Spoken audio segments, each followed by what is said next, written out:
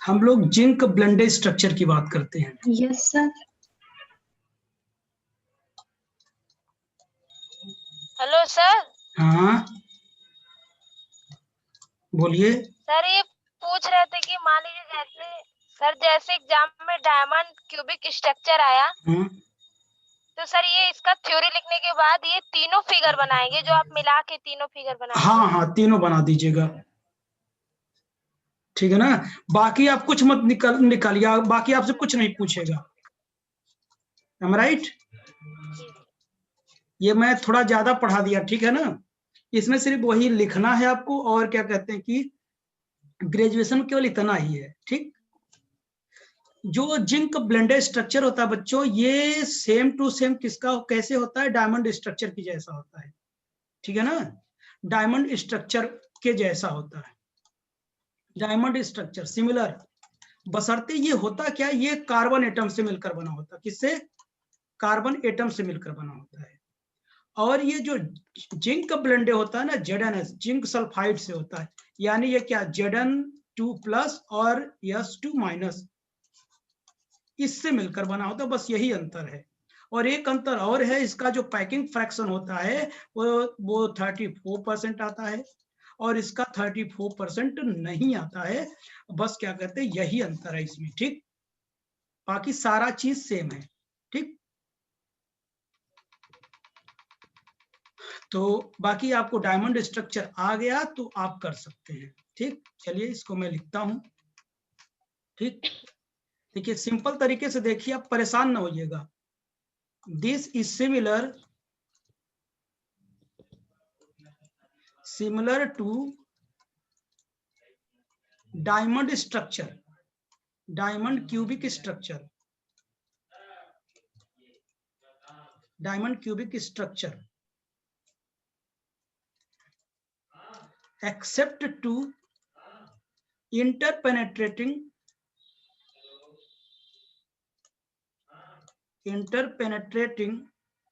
Lattice, यानी lattice को छोड़कर, ठीक है ना। इंटरपेनेट्रेटिंग लैटिस रहेंगे, ठीक। हैव डिफरेंट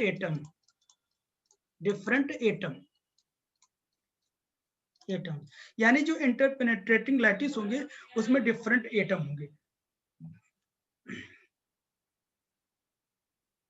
देखिए इफ, अच्छा बाकी मैं आगे आगे आपको ऐसे दिखाता हूं, ठीक है ना, स्ट्रक्चर के जैसा बनाता हूं। यहां तक नोट हो गया ना। तो अब देखिए यस सर। इसमें होता क्या, जो ZnS होता है, यहां तक ऐसे लिख दीजिए। उसके बाद जो ZnS होता है, ये क्या होते हैं, दो प्रकार का क्या होता है स्ट्रक्चर देता है, ठीक है ना। एक होता है जिंक ब्लेंडे देता है, जिंक ब्लेंडे। दूसरा क्या होता है, उर्जाइट होता है। क्या होता है? उर्जाइट।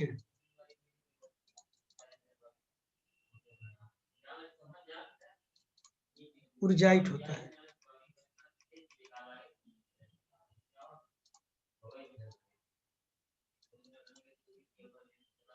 उर्जाइट की स्पेलिंग क्या होगा यार?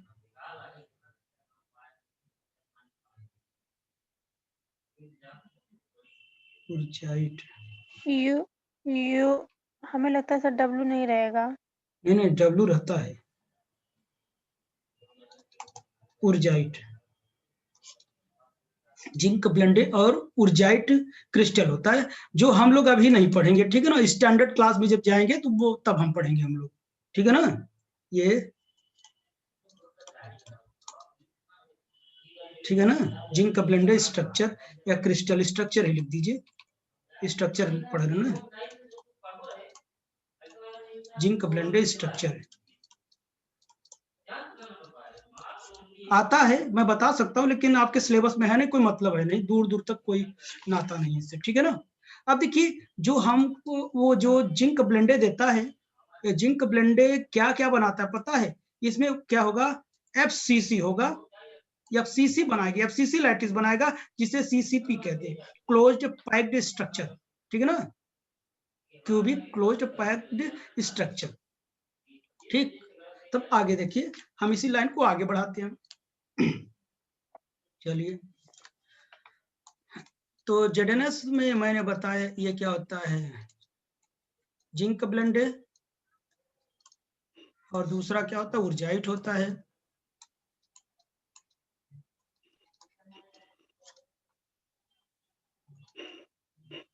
उर्जाइट होता है, तो इसमें मैंने बताया क्या बनाता है, एफसीसी बनाता है, CC3 स्ट्रक्चर बनाता है। तो और इसमें क्या होता है, दो टाइप के आयन से मिलकर बना होता है, ये Zn या Zn2+ आयन और Sn2- आयन, ठीक है ना। तो अब देखिए, इतनी बात हो गई ना। तो अब इसमें हम लोग ये देखेंगे कितने कितने एटम्स होते हैं, ठीक, कितने कितने एटम्स होते हैं ये हमको देखना है। तो कोई बताएगा कितने कितने एटम होते हैं, बोलिए।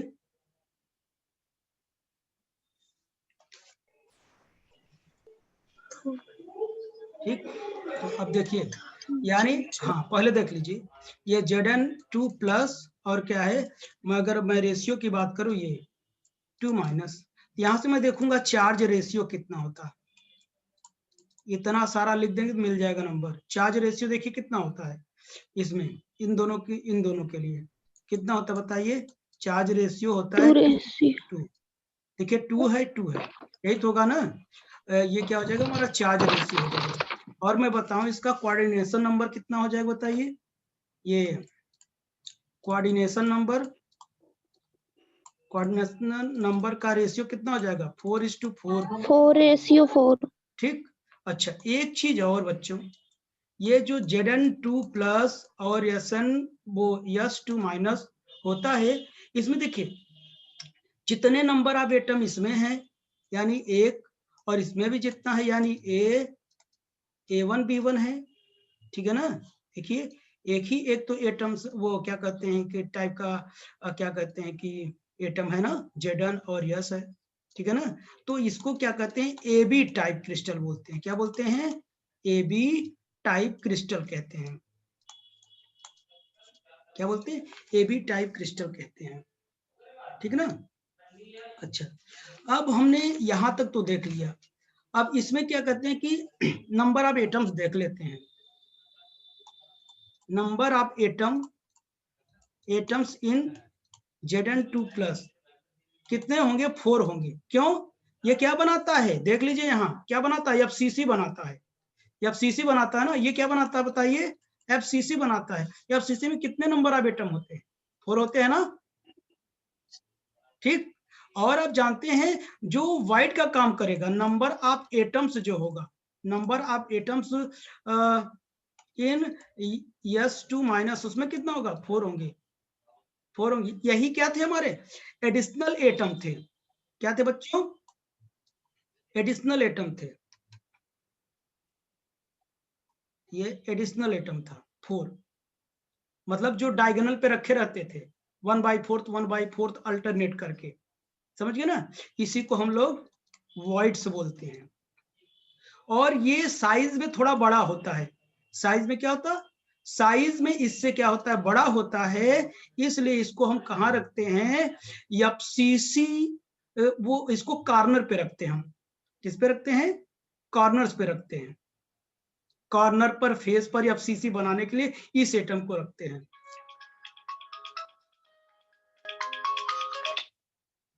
ठीक है ना, इस पे रखते हैं, ठीक। अच्छा,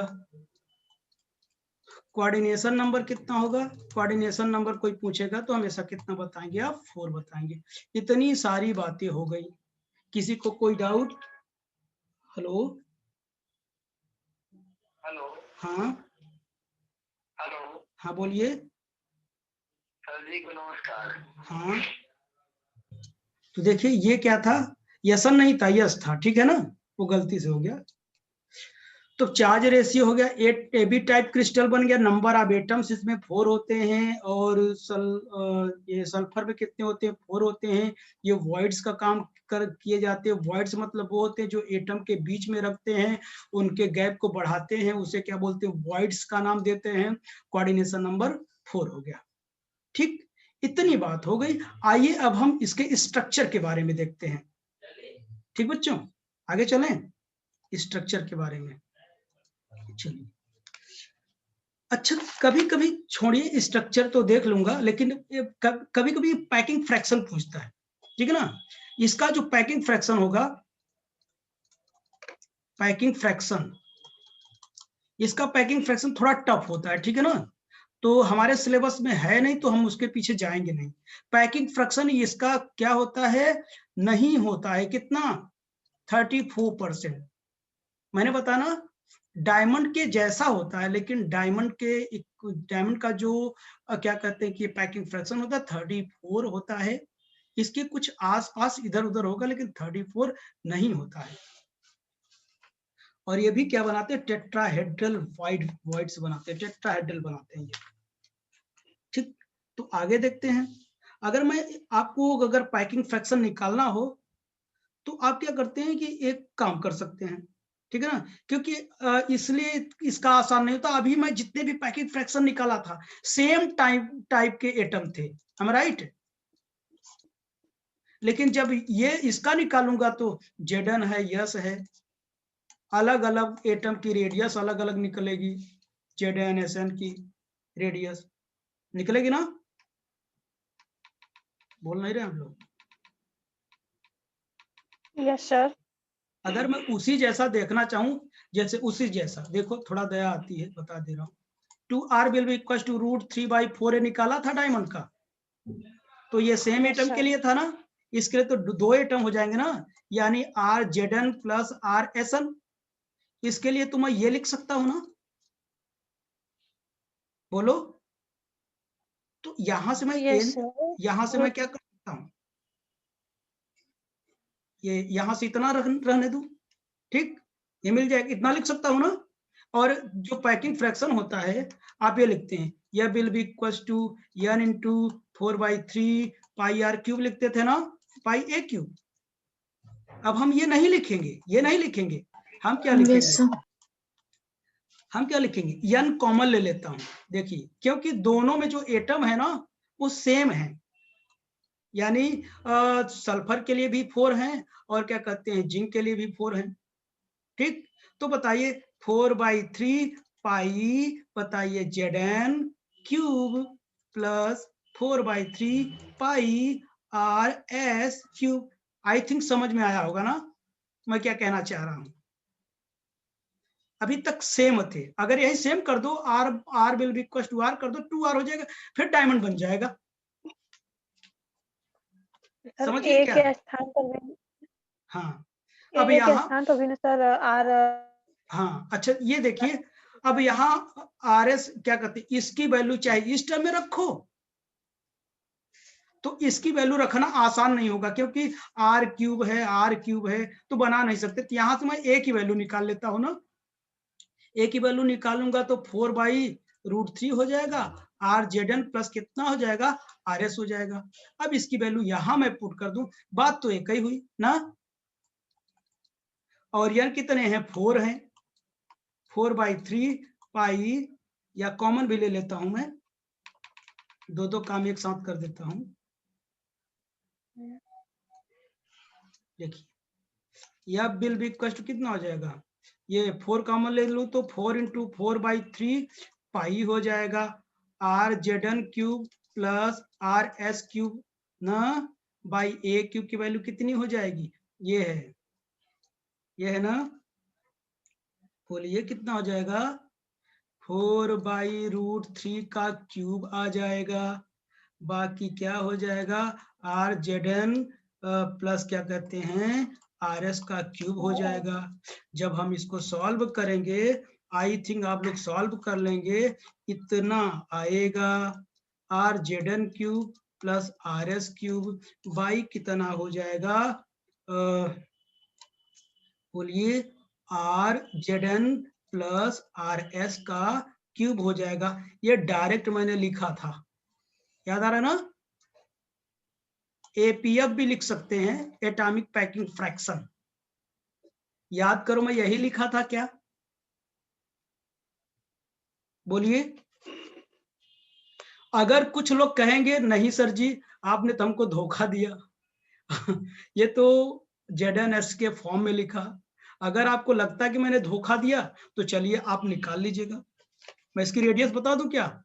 RZN की रेडियस जो होती है 0.748 एंगस्ट्रॉम और RS की होती है 1.84 angstrom.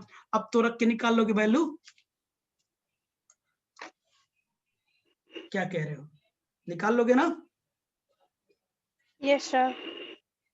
Hello Shivam, Shivam, Praful,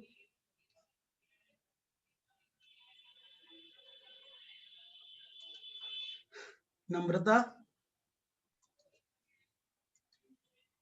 hello. जी सर। थोड़ा टफ लग रहा है क्या? हाँ सर जी बोलिए। टफ नहीं सही है? सही है सर जी, अच्छा सही है। किसी को समझ में कोई आया है। हाँ हाँ। ऐसा हो जिसे टफ लग रहा हो, लेकिन हाँ इसे पढ़ के छोड़ दोगे तो ओब्वियसली टफ लगेगा जब, ठीक ना? जी चलिए सर। अब इसके स्ट्रक्चर के बारे में बात करते हैं ना। तो ये जिंक ब्लेंडे का स्ट्रक्चर क्या होता है ना? स्ट्रक्चर ऑफ जिंक ब्लेंडे,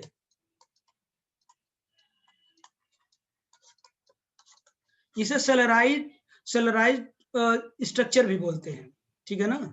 तो अब देखिए, अब यहां समस्या क्या आएगी, आप ये फिगर नहीं समझ पाते हैं आप लोग, इसे समझने की कोशिश करिए, बस यही मेन है। अभी तक जितना लिखा सब ऐसे ही था, कैलकुलेशन था। ध्यान सुनना, ये है, मैंने आपसे बताया था क्या बनाता है, FCC बनाता है ना, FCC बनाता है।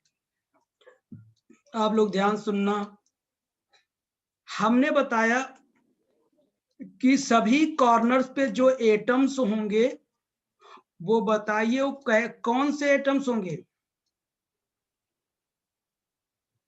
बताइए? वो सल्फर के होंगे। ये क्या होंगे? S2-, समझ गया ना सभी? FCC बनाता है ये, ठीक है ना? ये सब वही हैं। सुन रहे हो मैं क्या कह रहा हूं? बोलिए। एक तो मैंने उसके फेस पर बनाया, एक तो फ्रंट वाले के फेस पर बनाया मैंने, ठीक है ना? ये चीज हो गया। हमारे पास यहाँ कितने डायगोनल हैं बताइए? हमारे पास कितने डायगोनल हैं? देखो, एक तो ये हो गया ना। अच्छा डायगोनल की बात अभी नहीं करता हूं, जाने दो। देखिए, अब देखिए जो हमारे वॉइड्स होंगे, यानी जो 4 एडिशनल एटम होंगे, 4 एडिशनल एटम होंगे जो टेट्रा वो हेड्रन का काम करते हैं, तो वो देखिए कहां कहां रखे होते हैं। ध्यान सुनिएगा, अगर ये फ्रंट पर देखा, अगर इस एटम से यहां पर होगा, ध्यान सुनिएगा, इस एटम से अगर यहां पर होगा तो इससे यहां पर होगा 1/4 पर, मैंने बताया था ना, यहां पर होगा तो यहां नहीं होगा। देखिए मतलब ये अल्टरनेट होता है, इस एटम से यहां पर है, यानी इस डायगोनल पर, ये ऊपर वाले फेस पर यहां पर है, लेकिन ये यहां पर नहीं है। सोच लो, अगर यहां पर है तो इससे नहीं है ना, अल्टरनेट पर, इस पर है, इसके साइड वाले पर नहीं है, उसे छोड़ के, तब ये होगा यहां पर। यहां से क्या होगा, अपने 1/4 पर रखा जाएगा। तो एक मिनट, मैं थोड़ा ये वाला पीछे वाला आइटम हटा देता हूं।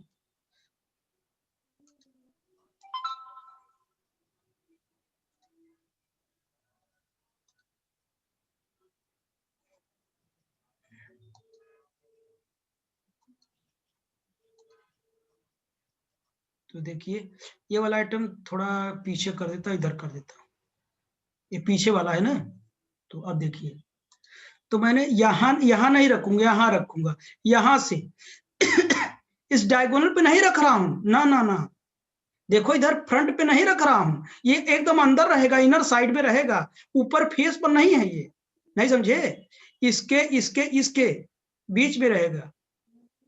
क्या है? हाँ हाँ हेलो बच्चों समझिएगा, ये कहाँ इसके फेस पर नहीं है,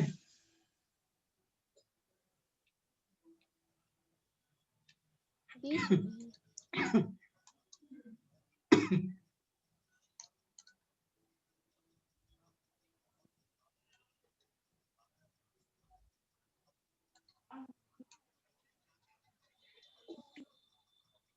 समझ रहे हैं ना, ये यहाँ ऊपर फेस पर नहीं है, फेस के नीचे है, यानी तीनों दीवार के क्या है, बीच में है, इधर कहीं है। अब यहां से मैं इस पे नहीं रखूंगा, इससे देखूंगा, यानी डायगोनल के एलांग, देखिए इस लेंथ के एलांग रखूंगा मैं। समझ गए क्या आप लोग? ये थोड़ा मैं इधर न रखूं, तो क्या कहते हैं, इधर रखूं, इधर, ठीक। अब इस पर नहीं रखूंगा, ठीक है, इससे नहीं लूंगा तो यहां से लूंगा, इससे यहां लूंगा तो यहां कहीं रखा जाए बीच में, ठीक ना, इससे लिया, इससे नहीं लिया, इससे लिया, फिर इससे नहीं लूंगा। अब नीचे मैं चलता हूं, जब यहां नीचे चलूंगा, इस पर लिया हूं ना, तो मैं यहां से नहीं लूंगा, यहां से नहीं लूंगा तो यहां से मैं लूंगा, यहां से जब लूंगा तो यहां कहीं होगा, ये हवा में है, समझ रहे हैं ना, हवा में ऐसे ऐसे उड़ रहा है। देखो इसके सामने नहीं लिया क्योंकि इसके ऊपर था, यहां नहीं लिया, अब जहां नहीं, देखिए यहां नहीं था, यहां लूंगा, अब यहां से अल्टरनेट चलूंगा, यहां नहीं लूंगा, फिर यहां लूंगा मैं, यहां देखिए यहां है ऊपर, ये समझ रहे हो कहाँ है ना, ये देखो ऐसे इस लाइन पर है, ये सब डायगोनल पे है, ये देखो डायगोनल पे है, पास समझ पा रहे हैं क्या मैं क्या कह रहा हूं?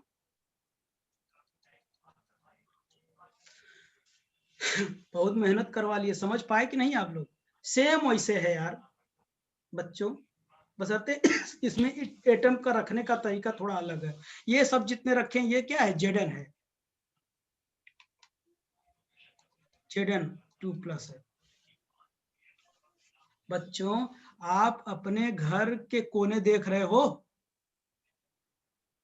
जी घर के कोने देखो, तुम लोग ऐसे सोचो, मतलब एक साइड तुम मैंने यहां रखा तो यहां नहीं रखूंगा, यहां से रखा तो यहां से नहीं रखूंगा, तब यहां से रखूंगा तो यहां नहीं रखूंगा, ये इस एक्सिस में नहीं है, डायगोनल में है, घर के डायगोनल में है, जो 4 डायगोनल है ना, डायगोनल के एलांग रखूंगा, यहां रखूंगा, यहां रखूंगा, यहां रखूंगा और यहां रखूंगा, डायगोनल के एलांग है, बॉडी डायगोनल। अब शायद समझ में आ गया होगा, मतलब कि सर जी डायगोनल में ही रखना है ना? हाँ डायगोनल में ही रखना है, फेस पर नहीं, ठीक है ना, ये अदर एटम, जगह नहीं रख सकते? हाँ नहीं रखना, तभी तो मैंने कहा था ना, ये पूरा फेस वाला FCC वाले मिला के कितने एटम होते हैं, 4 होते हैं, ये सब तो चारों अकेले 4 हैं, तभी तो कुल 8 एटम हुए थे ना। जी जी हाँ तो ये होता है ना। अच्छा एक बात और, अगर मैं यही कहूं यहाँ पे, ठीक, अगर मैं यहाँ पे ऐसे बनाऊं, एक फिगर बनाऊं, तो देखिए ऐसे मैंने बना दिया फिगर, ठीक, यहाँ आप जानते हो यहाँ एटम होगा, होगा, और यहाँ फेस वाला एटम होगा, होगा ना, होगा, और जी। क्या कहते हैं यहाँ पर होगा, ये अभी जितने एटम बनाए कौन से एटम है बताइए, ये सब यस वाले हैं, क्यों, फेस पर बनाया, कॉर्नर पर बनाया ना, एक एटम देखिए, एक इस फेस पर है, एक इस फेस पर, एक एटम इसके फेस पर होगा कि नहीं, पीछे तरफ, जी बोलिए, और इसी बीच में मैं क्या करूंगा, ये एडिशनल एटम रखूंगा। समझ गए कि नहीं? यही वॉइड्स का काम करेगा। जब वॉइड्स का काम करेगा, देखो ये मिला, ये मिला, ये मिला, और क्या करेंगे, ये मिला, ये मिला, ये क्या बन गया, टेट्राहेड्रल बन गया। ये क्या बन गया, टेट्राहेड्रल बन गया। इसका ये टेट्राहेड्रल। क्या बनाएगा, टेट्राहेड्रल बनाएगा। ईच यानी ईच वॉइड्स क्या बनाएगा, टेट्राहेड्रल बनाएगा। समझ गए क्या? जी यस सर। शायद समझ में आया होगा आप लोग को ना। Yes sir. मुझे बहुत जी। परेशान किया आप लोग, क्या करूं ना। आप लोग ज्यादा मुझे परेशान होना पड़ता, पता है कि नहीं?